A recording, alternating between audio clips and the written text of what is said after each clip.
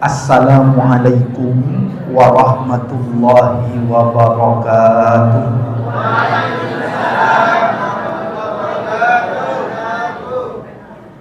Alhamdulillah, wassalatu wassalamu ala rasulillah Nabiyyina Muhammad ibn Abdillah wa ala alihi wa sahbihi wa mawala. La hawla wa la quwwata illa billah, amma ba'du. Qala Allah ta'ala, a'udzu billahi minasy syaithanir rajim.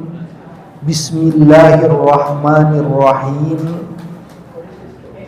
Ya ayyuhalladzina amanu taqullaha haqqa tuqatih wa la tamutunna illa wa antum muslimun. Wa qala an-nabiyyu sallallahu alaihi wasallam, ittaqillaha haitsu ma kunta wa atbi'is sayyi'atal hasanata tamhuha wa khaliqin nas bi khuluqin hasan. Yang sangat saya hormati Ketua Pimpinan Cabang Muhammadiyah. Mana ini Bu? Cabang mana ini Pak? Kerembangan. Kalau tambak asri itu apanya Pak? Oh, RW.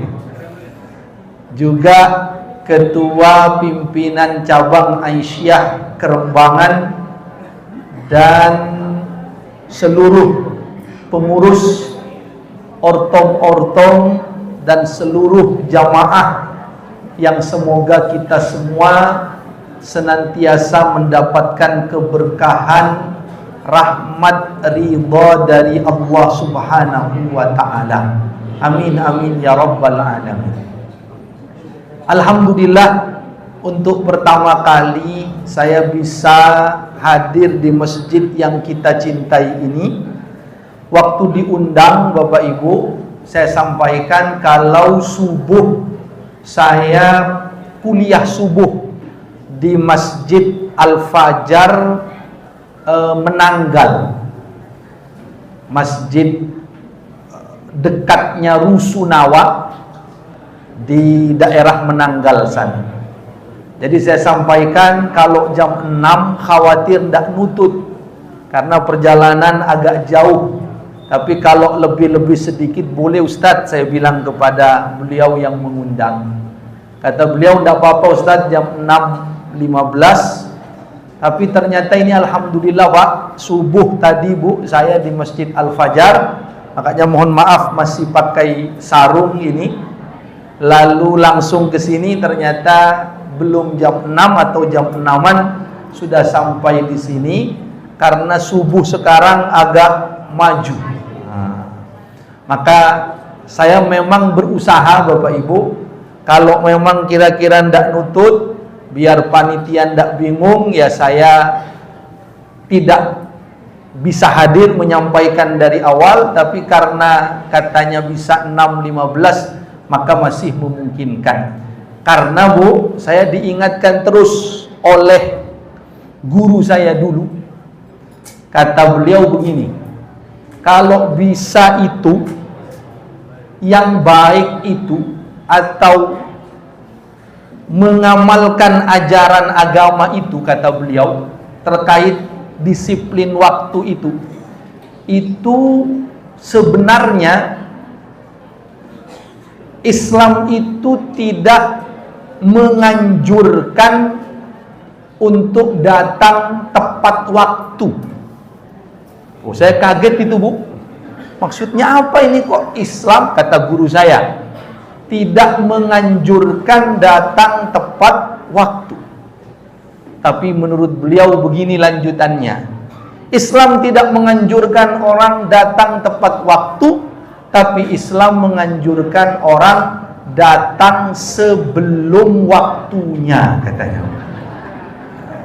Artinya kalau tepat waktu itu baik, Tapi yang ditekankan itu justru sebelum waktunya. Maka saya pegang terus itu, Bu, untuk bisa disiplin kita.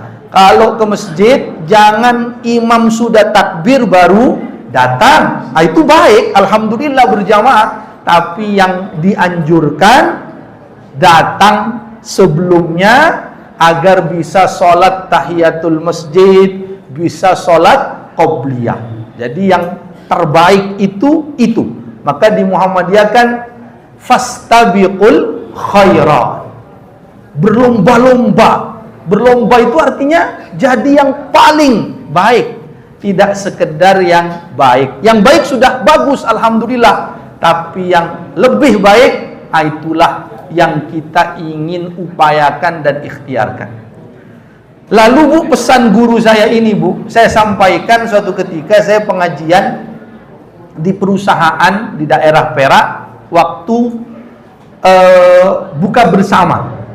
Saya sampaikan tentang masalah waktu, bahwa Islam itu, Pak, kalau bisa menganjurkan sebelum waktunya, bukan tepat waktu.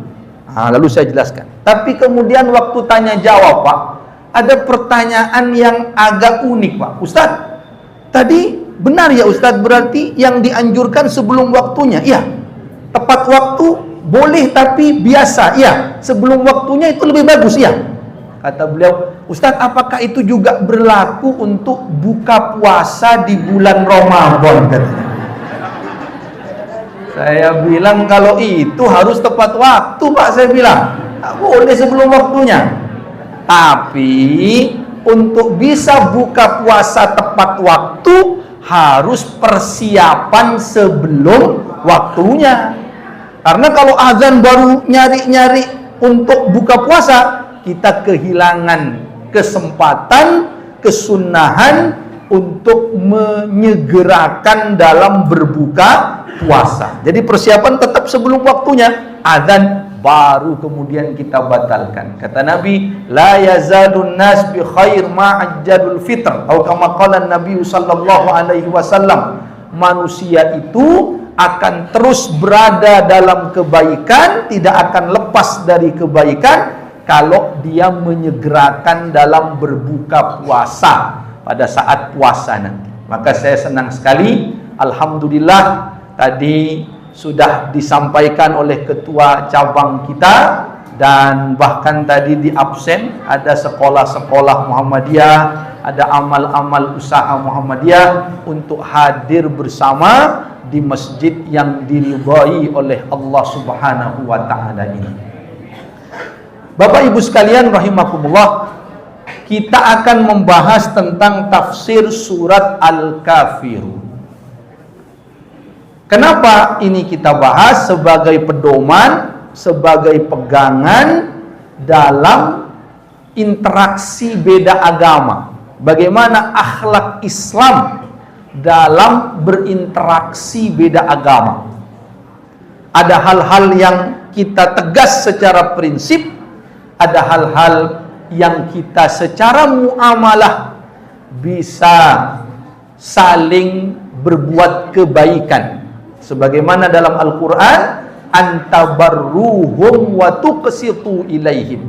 Dalam muamalah boleh berbuat baik kepada yang berbeda agama dan berlaku adil kepada mereka. Mari kita lihat surat Al-Kafirun ini, Bapak Ibu sekalian rahimakumullah. Surat Al-Kafirun disampaikan oleh Allah Subhanahu wa taala. A'udzu billahi minasyaitonir rajim. Bismillahirrahmanirrahim. Qul ya ayyuhal kafirun. Katakanlah Muhammad, wahai orang-orang kafir. Surat Al-Kafirun ini terdiri dari 6 ayat. Suratnya adalah Makkiyah, turunnya di Makkah atau sebelum peristiwa hijrahnya Nabi Muhammad sallallahu alaihi wasallam ke Madinah. Tadi saya sayup-sayup mendengar ada yang mungkin pengurus atau siapa ke Cina atau ke Jepang tadi, Pak, ya. Saya ini alhamdulillah, Bu, juga asal daerahnya dari luar negeri, tepatnya di Sumeneb, Madura. Bapak Ibu kalau mau ke tempat saya di Sumeneb, Bu. Tapi Sumenebnya sebenarnya masih nyebrang lagi ke pulau kecil, namanya Pulau Kangean. Di mana itu Ustadz Sumeneb? Kalau ibu bapak mau ke Sumeneb, Madura, ibu harus melewati dua kota yang namanya mirip dengan negara di dunia Islam. Ibu kalau mau ke Sumeneb harus melewati negeri Syam dan kota Mekah. Betul itu Bu, negeri Syam. Cuman Syamnya Syampang, Madura.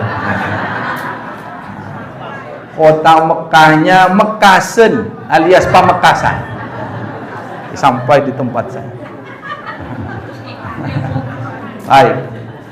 Nah, awal surat Al-Kafirun ini Bapak Ibu sekalian rahimakumullah, itu orang-orang kafir Quraisy itu menawarkan kepada Nabi Muhammad sallallahu alaihi wasallam untuk menurut mereka saling bertoleransi menurut pandangan mereka. Karena Nabi berdakwah, umat Islam semakin banyak di Mekah waktu itu. Banyak yang ikut. Mereka kehabisan cara bagaimana menghentikan dakwah Nabi sallallahu alaihi wasallam ini. Sudah dihalangi, sudah dizalimi, diintimidasi, tapi dakwah Islam terus berkembang. Akhirnya mereka menawarkan opsi lain, tawaran lain. Ibaratnya bahasa bebasnya begini, Pak. Daripada kita terus menghalangi, berseteru, sudahlah begini aja lah, kata mereka. Gimana kalau kita ini bergantian saja? 1 tahun engkau Muhammad dan sahabat-sahabatnya, sesama umat Islam, orang-orang Islam, itu ikut menyembah agama mereka, menyembah berhala setahun saja. Nanti tahun depan kami yang akan ikut beribadah sebagaimana ibadahnya umat Islam. Jadi bergantian. Setahun ini kamu ikut kami, tahun depan kami akan ikut dalam ibadah kami. Dalam riwayat yang lain bahkan ditawari lain-lain lagi, Bu. Ditawari harta, ditawari maaf wanita, agar menghentikan dakwah Islam, agar dakwah Islam ini tidak berkembang. Tapi Bu, karena perjuangan Nabi, akhlak Nabi, dakwah Islam terus diminati. Maka kita pun demikian, Bu, karena kita ini di Muhammadiyah mengikuti Nabi Muhammad sallallahu alaihi wasallam, maka kita juga dalam berdakwah juga penuh kelembutan, berdakwah dengan amal-amal yang nyata, bukan hanya omongan. Dan itu ternyata menarik minat orang-orang untuk menjalankan Islam dengan sebaik-baiknya. Maka alhamdulillah Muhammadiyah berkembang di berbagai tempat, Muhammadiyah maju di berbagai tempat, alhamdulillah.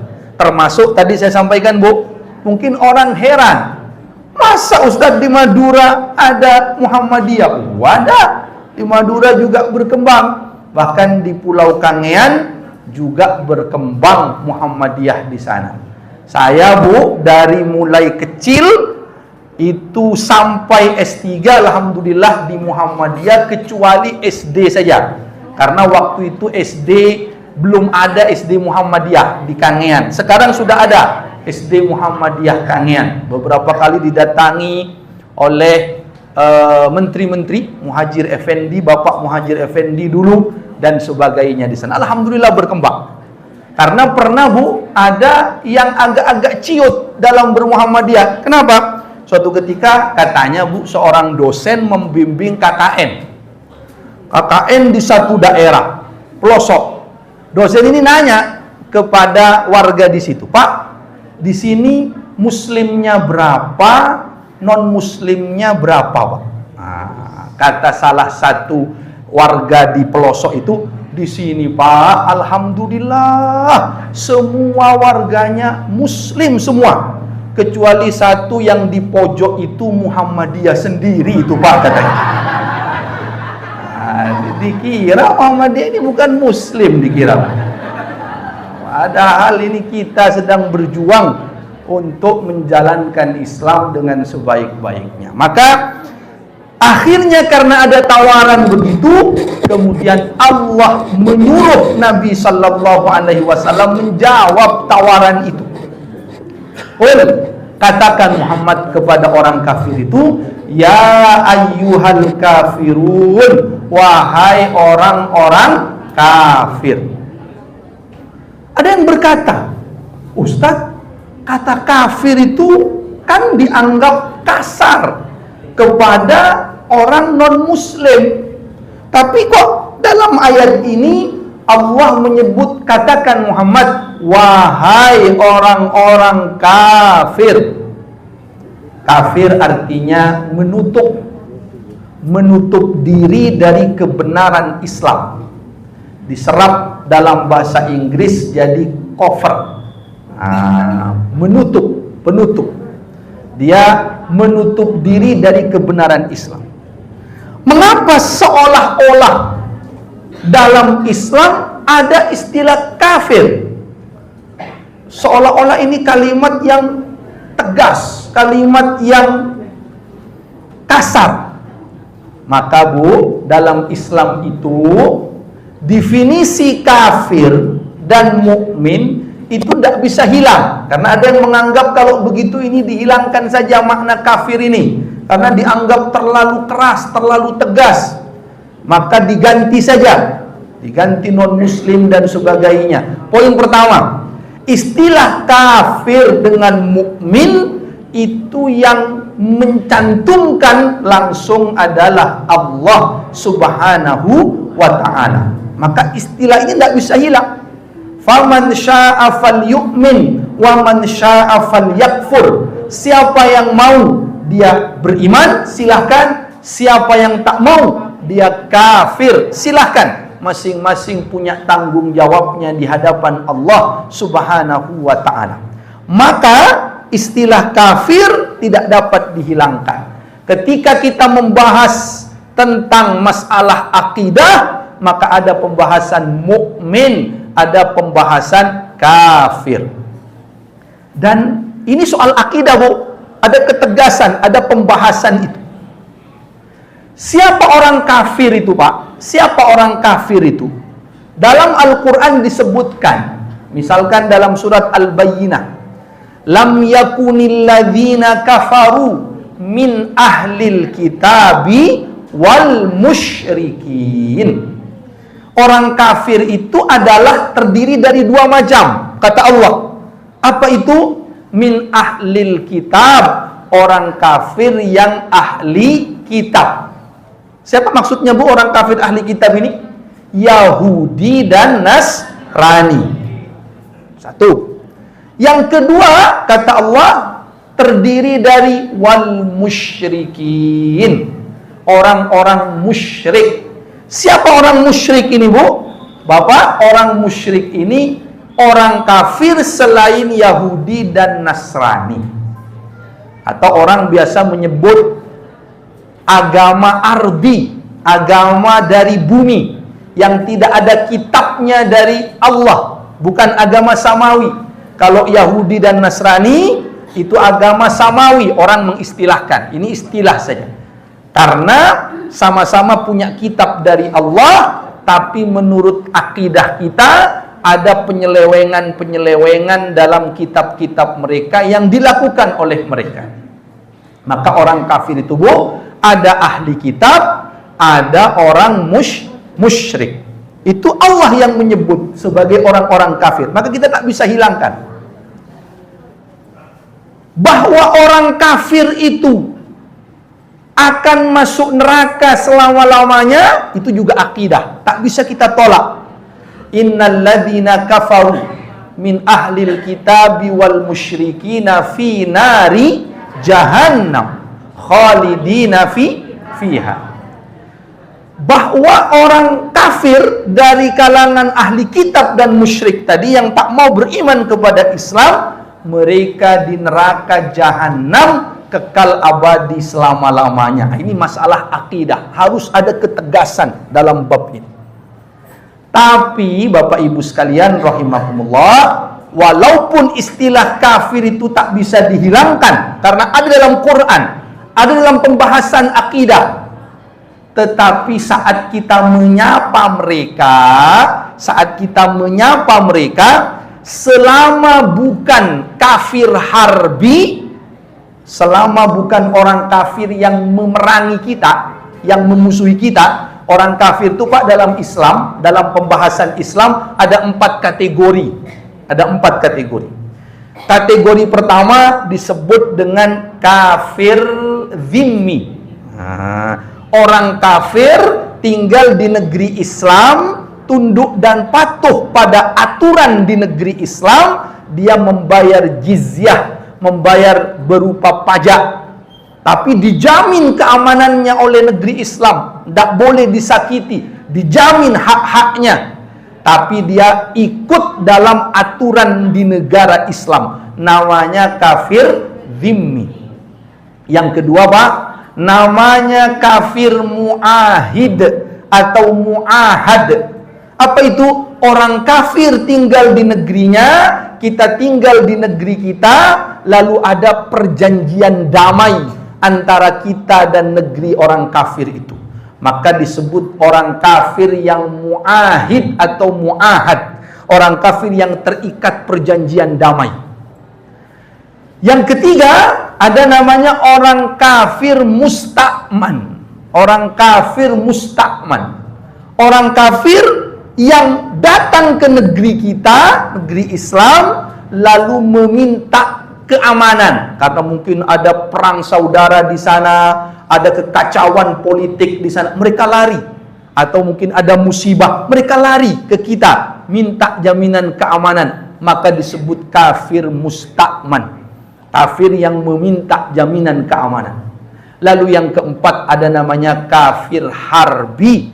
Orang kafir yang memerangi umat Islam atau menjajah umat Islam. Dari 4 kategori ini Bapak Ibu sekalian rahimakumullah, kita yang tidak boleh berbuat baik itu hanya kepada satu macam kategori orang kafir saja, yaitu orang kafir harbi, orang kafir yang memerangi umat Islam. Adapun orang kafir yang zimmi, orang kafir yang muahad atau muahid tadi, orang kafir yang musta'man, boleh kita berbuat baik kepada mereka. Bahkan disebutkan langsung oleh Allah Subhanahu wa ta'ala dalam Al-Quran surat Al-Mumtahanah. Kata Allah Subhanahu wa ta'ala dalam ayat ini, ketika Allah Subhanahu wa ta'ala menyebutkan bahwa kepada orang kafir yang tidak memerangi umat Islam, kita boleh antabarruhum wa tuqsitu ilaihim. Kita boleh untuk berbuat baik kepada mereka dan berlaku adil kepada mereka. Surat Al-Mumtahanah ayat ke-8 dan 9. Jadi yang tak boleh berbuat baik itu kepada kafir harbi yang menjajah kita, yang memerangi kita, yang mengeluarkan kita dari negeri kita, maka kita wajib melawan. Maka dulu kita melawan penjajah dengan semangat jihad, dan Muhammadiyah ikut di dalam perjuangan ini. Banyak orang berkata, Pak, sewaktu berjihad dulu semua umat Islam saling bahu-membahu. Tapi ada orang berkata, tapi Ustaz, kok saya kadang-kadang mengingat bahwa perjuangan itu, resolusi jihad itu dikobarkan oleh Kiai Haji Hashim Asy'ari maka ada istilah hari santri. Lalu orang bertanya, apa peran Muhammadiyah? Oh, peran Muhammadiyah juga luar biasa. Dalam peristiwa 10 November, ibu bisa baca sejarah di Surabaya yang terlibat dalam mendirikan posko-posko kesehatan, posko-posko logistik, itu dari Muhammadiyah. Siapa yang tokoh terdepannya dalam menyiapkan logistik kesehatan untuk para pejuang waktu itu? Salah satu pimpinan daerah Muhammadiyah waktu itu. Siapa namanya, Bu? Terkenal beliaunya ini, bahkan jadi nama salah satu rumah sakit di Surabaya. Yang lebih tepatnya Dr. Suwandi. Itu yang lebih tepatnya. Ibu nanti bisa baca itu. Jadi Muhammadiyah luar biasa. Cuman kenapa sampai jadi nama rumah sakit? Tapi kenapa kok yang lebih dikenal Ustadz Kiai Haji Hashim Asy'ari? Oh, tentu sesama Muslim kita saling menguatkan. Kenapa beliau? Karena memang semangat jihad itu difatwakan oleh para ulama, dan di Jawa Timur tentu yang mendominasi adalah ulama-ulama dari Jombang waktu itu. Andailah itu terjadi 10 November di Jogja, andailah itu terjadi di daerah sana, maka fatwa yang keluar juga tentu dari ulama-ulama dari Muhammadiyah. Kita saling bahu-membahu. Itu kesannya saja, karena memang peristiwanya di Jawa Timur. Tetapi Muhammadiyah luar biasa dalam perjuangannya juga, diantaranya Dr. Suwandi tadi menyiapkan logistik, menyiapkan posko-posko kesehatan untuk berjuang melawan penjajah pada saat 10 November. Maka hari santri 22 Oktober berkaitan dengan hari pahlawan 10 November. Hari santri 22 Oktober, 10 November hari pahlawan, ada kaitannya. Maka saya senang sekali kalau biasanya di satu tempat, Pak, saya dihidangkan air minum santri, lalu kuenya lapis kukus pahlawan. Ada kaitannya. Ada kaitannya itu, Pak, ada kaitannya. Tapi alhamdulillah kalau di sini suli, alhamdulillah. Dan ada pisangnya juga. Intinya sesama muslim bahu-membahu, tidak ada masalah. Tetapi sekali lagi, jangan seolah-olah misalkan menampakkan hanya pada satu golongan saja dan menafikan yang lain. Tidak. Muhammadiyah mengajak bersama, tetapi Muhammadiyah juga memberikan perjuangan-perjuangan dari berbagai bidang yang dimampu oleh Muhammadiyah. Nah, kembali ke sini, Pak. Maka kepada orang kafir itu secara makna tegas bahwa ada kafir, ada mukmin. Orang kafir di neraka kekal abadi selama-lamanya. Itu akidah, tak bisa kita tolak itu. Tetapi dalam soal sapaan, Pak, hubungan muamalah, selama bukan kafir harbi, selama bukan orang kafir yang memerangi, selama bukan orang kafir yang buat masalah kepada orang Islam, dia baik-baik saja bertetangga dengan kita, mungkin teman di kantor kita boleh berbuat baik kepada mereka. Maka, Pak, dalam hal sebutan juga bisa menyebut dengan istilah lain dalam sisi muamalah. Tapi dalam soal akidah, kafir, mukmin. Kalau mereka macam-macam dengan umat Islam, qul ya ayyuhal kafirun, kafir. Tapi dalam sisi kebersamaan bertetangga bisa kita menggunakan istilah lain. Walaupun tidak hilang istilah kafir ini, tapi penyebutan saja. Kita bisa menyebutnya non-muslim, atau dalam Al-Quran disebut ahli kitab. Quran sendiri yang mengajarkan, Pak. Kadang Quran berkata, qul ya ayyuhal kafirun. Katakan Muhammad, wahai orang-orang kafir. Tapi dalam ayat lain kadang Allah berfirman, qul ya ahlal kitab. Katakan Muhammad, wahai ahli kitab. Dan ini sapaan lebih lembut Pak daripada yang qul ya ayyuhal kafirun. Quran semua yang mengatakan begitu. Kadang Allah menyuruh qul ya ayyuhal kafirun, kadang Allah menyuruh qul ya ahlal kitab. Apa maknanya Pak? Dalam muamalah disesuaikan sebutan itu, tetapi tidak menghilangkan istilah kafir dalam pandangan Islam. Contohnya Allah firmankan dalam surat Ali Imran. Kita bisa buka surat Ali Imran ayat yang ke-64. A'udzu billahi minasyaitonir rajim. Bismillahirrahmanirrahim. Qul ya ahlal kitabi ta'alau ila kalimatin sawa' ila kalimatin sawa'in bainana wa bainakum alla na'budu illallah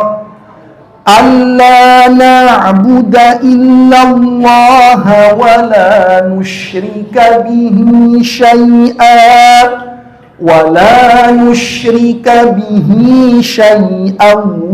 ولا يتخذ بعضنا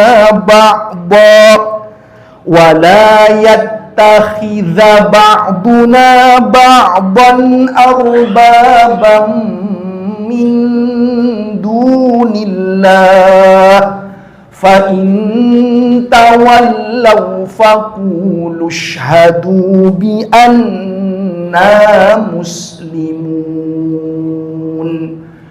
Allah berfirman, katakan Muhammad, wahai ahli kitab. Bukan wahai orang kafir.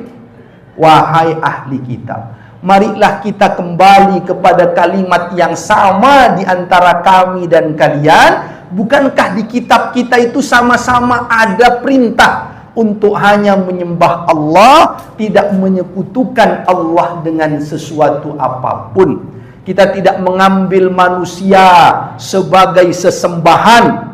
Dan kalau mereka masih tidak mau dengan dakwahmu itu, kata Allah, katakan, sesungguhnya aku termasuk orang-orang yang muslim. Jadi kadang disebut ya ayyuhal kafirun, kadang disebut ya ahlal kitab. Jadi ada porsinya. Kalau membahas keimanan, mukmin kafir. Kalau ditanya orang kafir di surga atau di neraka? Di neraka. Khalidina fiha abada, selama-lamanya di sana. Tetapi kalau soal muamalah, kita bisa memanggilnya dengan sapaan yang berbeda, yang sesuai dengan konteksnya. Selama bukan kafir harbi, kita boleh menyebutnya ahli kitab, kita boleh menyebutnya non-muslim. Nah, maka ibu-ibu kalau ada yang jadi ketua PKK, bapak-bapak ketua RT, terapkan ini Pak. Quran yang mengajarkan, kadang menyuruh ya ayyuhal kafirun dalam kondisi tertentu, kadang menyuruh ya ahlal kitab. Kalau pas rapat, bapak-bapak ibu-ibu jadi ketua RT, ketua RW, panggilannya itu non-muslim aja. Jangan coba-coba ini berapa yang muslim, berapa yang kafir di sini, berapa ini? Nggak usah. Coba ngacung-ngacung yang kafir-kafir berapa di sini? Nggak usah. Yang muslim dan non-muslim. Tapi kalau bicara akidah, nggak bisa hilang. Karena ada yang mengatakan hilangkan istilah itu sama sekali. Tak bisa. Itu ada babnya sendiri. Tapi dalam bab soal muamalah, kita bisa menggunakan istilah lain. Kira-kira begini Pak, saya ambil contoh. Saya diundang untuk ngisi tausiah di lembaga pemasyarakatan. Pernah di Medaeng, pernah di yang lapas Porong, Pak. Ada lapas wanita juga di sana. Saya mengisilah di sana. Kata petugas penjaranya, sipirnya, bilang ke saya, Ustadz, ini Ustadz kebanyakan di sini ini kasus narkoba. Ada juga sih Ustadz yang pencuri, ada perampok, ada judi, ada, tapi yang kebanyakan Ustadz kasus narkoba. Oh ya Pak. Ketika saya dapat info begitu Bu, tidak mungkin ketika saya ceramah misalkan hadirin hadirat pengguna narkoba, maling, perampok yang dilaknat oleh Allah Subhanahu wa taala. Saya kalau bilang begitu tidak jadi pulang saya setelah itu. Jadi sapaan boleh berbeda. Bapak Ibu sekalian yang semoga senantiasa dibimbing oleh Allah Subhanahu wa taala. Nah, Ustaz kok tidak bilang itu perampok? Ustaz kok tidak tegas bilang itu maling? Ya memang perampok, memang maling secara fakta hukumnya. Tidak bisa dihilangkan. Fakta pengadilan begitu. Tapi sapaan kita bisa disesuaikan sesuai konteksnya. Dan itu konteks ceramah. Kalau konteks dia sedang merampok, kita teriaki dia. Sedang mencuri, kita teriaki maling dia. Tapi dalam konteks dia sudah di lembaga pemasyarakatan, ada suasana yang berbeda. Dan saya waktu di lapas Porong wanita, tarawih. Oh, biasanya kalau ceramah tarawih Pak di mana-mana, itu depan ini laki-laki, perempuan di belakang. Di lapas Porong itu Pak, lapas wanita. Itu waktu saya madep ke belakang, laki-lakinya cuma 2, sipir saja. Semuanya wanita, ibu-ibu sejauh mata memandang. Waktu saya sholat Pak, setelah ngimami, saya ceramah. Setelah ceramah, saya pulang, di perjalanan mau keluar dari lapasnya, saya sebenarnya ada yang agak-agak tergelitik Pak. Karena saya lihat di antara ibu-ibu itu yang ada di lapas itu ada yang berbeda. Cuman saya tidak nanya, diem saja. Kata petugas lapasnya, Ustaz tahu yang di belakangnya Ustaz tadi siapa? Saya teringat memang ada satu Bu yang glowing sendiri di belakang saya. Betul Pak. Tapi ceramah tarawih saya sambil nunduk, lirik-lirik sedikit saja. Tapi sipirnya bilang, itu Ustaz, itu wali kota di salah satu di Jawa Timur. Saya tidak perlu sebutlah siapa. Itu kasusnya kasus korupsi Ustaz katanya. Saya searching Pak di internet, ternyata benar persis glowingnya dengan yang di belakang saya. Tahu saya.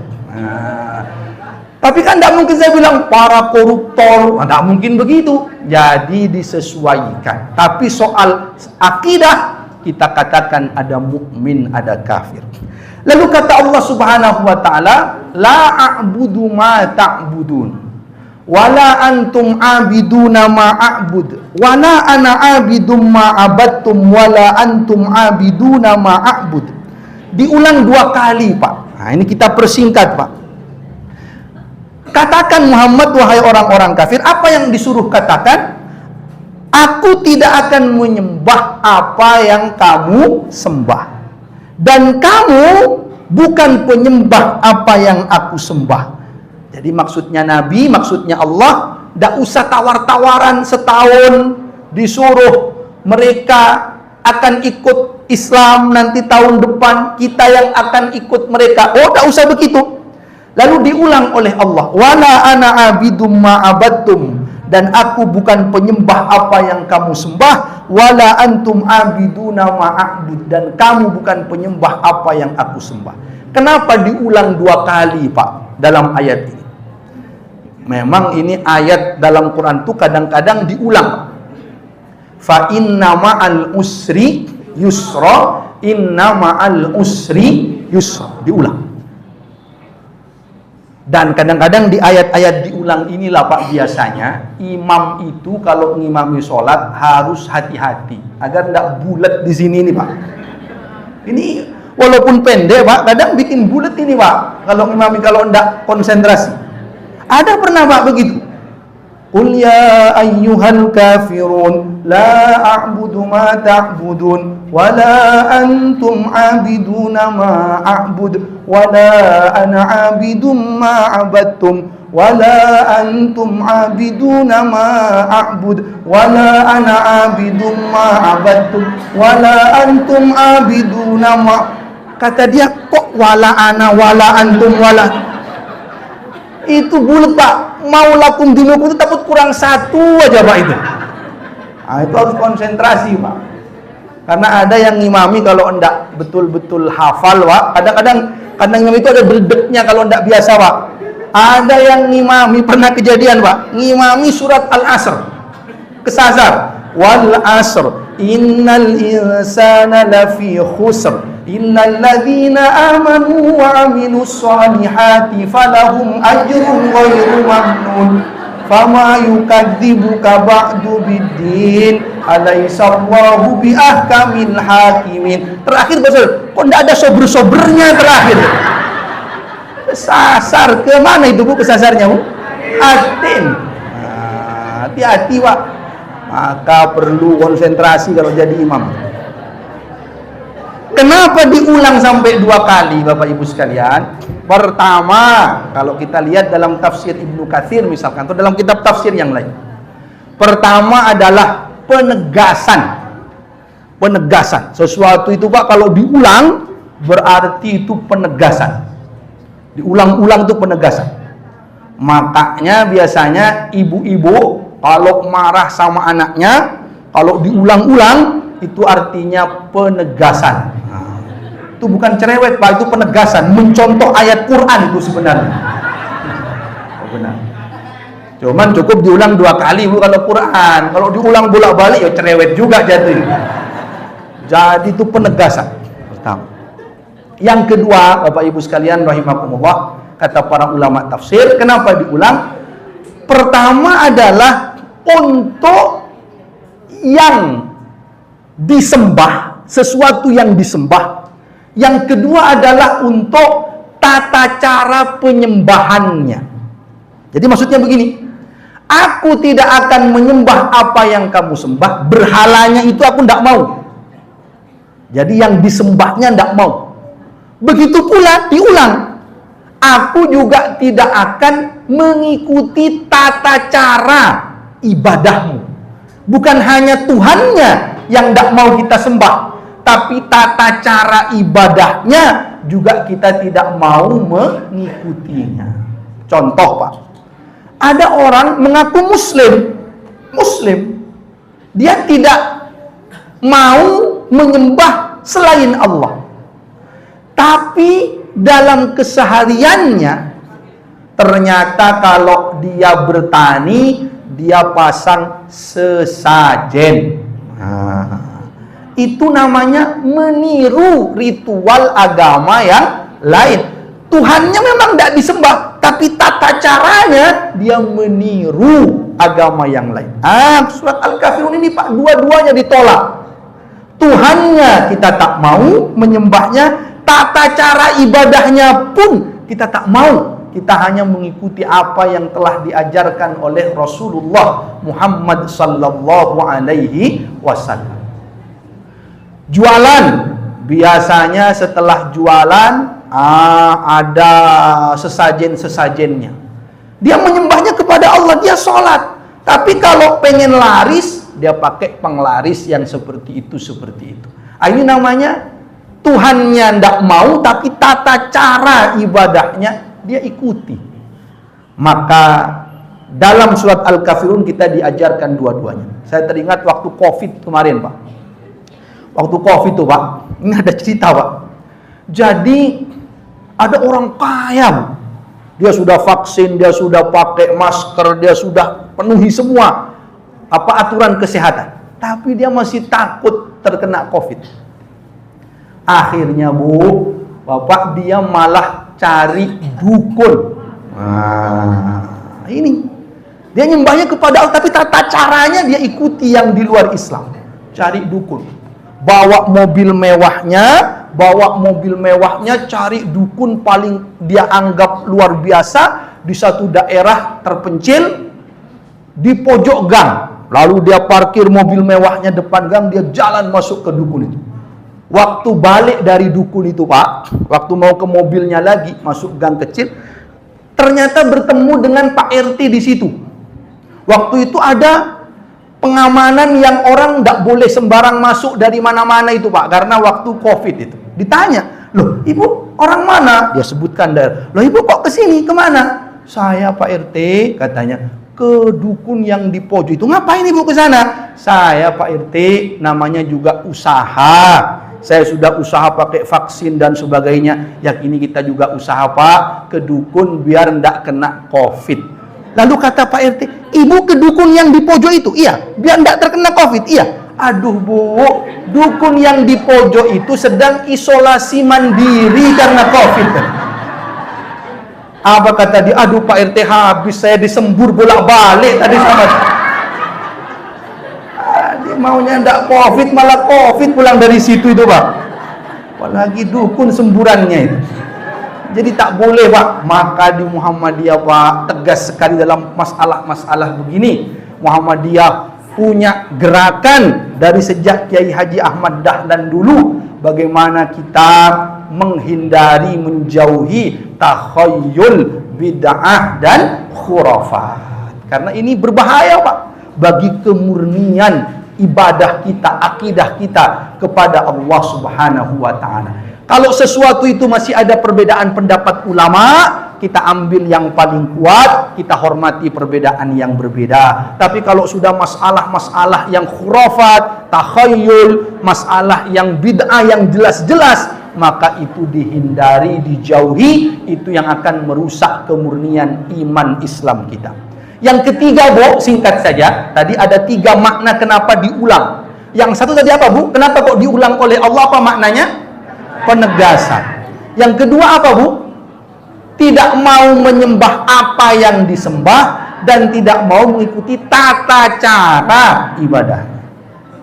Yang ketiga, singkat saja, kata para ulama tafsir, kenapa kok diulang? Ini maknanya adalah waktu yang dulu sampai sekarang, dan pengulangannya waktu sekarang sampai yang akan datang, sampai seterusnya, sampai hari kiamat. Jadi maknanya begini Pak, ini penegasan. Kan mereka datang menawar-nawari Nabi Muhammad sallallahu alaihi wasallam. Allah menyuruh begini, bahasa tafsirnya begini. Jadi dari dulu sampai sekarang aku tak mau menyembah apa yang kamu sembah. Dari sekarang sampai nanti hari kiamat pun aku juga tidak mau. Jadi jangan menawari lagi. Tahun ini tidak mau, tahun depan juga tidak mau, seterusnya tidak mau. Maka diulang tadi. Tidak akan menyembah apa yang kamu sembah. Kamu juga bukan penyembah apa yang aku sembah. Diulang 2 kali. Untuk masa lalu dan yang akan datang. Maka ketegasan dalam masalah akidah ini Pak, luar biasa.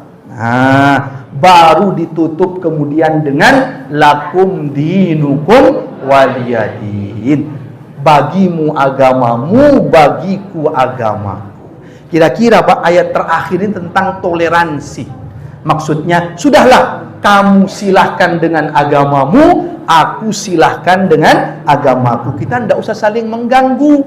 Silahkan. Kita bertoleransi. Yang benar itu, maksud ayat ini diantaranya adalah jangan langsung. Ini Pak, kadang-kadang ada orang mengatakan, oh boleh kita ritual agama bersama, perbedaan agama apapun. Kita kan bertoleransi soal keyakinan masing-masing, tapi soal doa bersama boleh, ritual agama lain ikut nyanyi-nyanyi boleh. Karena kan ini toleransi. Yang penting tetap keyakinan sendiri-sendiri. Lakum dinukum waliyadin. Ini keliru Pak. Kenapa keliru?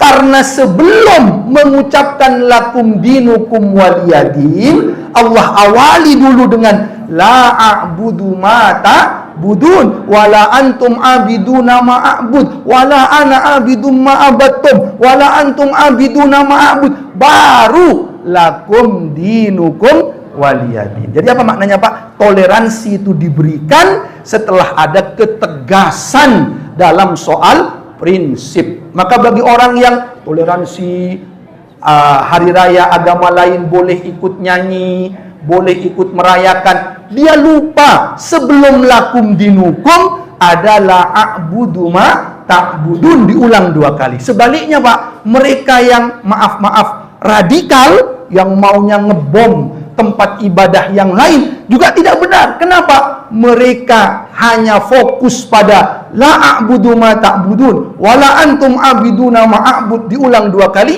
tapi mereka lupa di ujung ayatnya ada lakum dinukum waliyadin. Muhammadiyah pertengahan dalam bab-bab seperti ini. Muhammadiyah mengatakan kita punya prinsip maka tak boleh mencampur baurkan agama. Apa buktinya, Pak? Dan ini bukan hanya omongan, Pak. Buya Hamka, ulama dari Muhammadiyah dan ketua MUI pertama. Saya juga di MUI di dai-nya, Pak. Itu sering, kita kalau di MUI pusat itu sering dijadikan contoh Buya Hamka. Sosok yang luar biasa dari Muhammadiyah. Beliau punya fatwa tidak boleh ada ritual agama yang dicampur. Karena waktu itu, Pak, kebetulan Idul Fitri itu berdekatan dengan hari raya agama lain, bulan Desember. Lalu beberapa kantor pemerintah mengadakan doa bersama bareng. Jadi yang agama lain berdoa, umat Islam mengamini. Umat Islam berdoa, orang agama lain mengamini. Pokoknya bareng, kumpul. Doa-doanya itu kumpul. Nyanyi ya nyanyi bareng, doa ya doa bareng. Buya Hamka dengan tegas mengatakan, haram untuk mengikuti kegiatan ritual dari agama yang lain. Ulama dari Muhammadiyah sampai kemudian didatangi oleh utusan presiden waktu itu, Pak, bahwa fatwa ini dianggap meresahkan, disuruh cabut fatwa MUI ini. Tapi Buya Hamka mengatakan, Pak, saya lebih baik turun dari Majelis Ulama Indonesia, ketua, daripada saya mencabut fatwa haram untuk ritual agama bersama. Itu sampai sekarang dikenang, Pak, oleh pengurus MUI. Ketegasan Buya Hamka itu luar biasa. Itu di zaman presiden waktu itu, yang presidennya kita kenal dengan sangat tegas, sangat keras. Tetapi beliau bisa punya sikap tegas yang luar biasa. Artinya Muhammadiyah mengajarkan dalam bab-bab masalah ini ada ketegasan. La a'budu ma ta'budun. Tapi dalam soal sosial, lakum dinukum waliyadin. Nah, inilah yang ditekankan oleh Muhammadiyah dalam prinsip-prinsip keagamaan antar yang berbeda agama. Nah, di ayat ini, Pak, terakhir jadi penutup, saya teringat, Pak, ada abid, katanya. Abid itu ahli ibadah atau orang yang beribadah. Wala ana abidum ma'abatu. Aku bukanlah penyembah apa yang kamu sembah.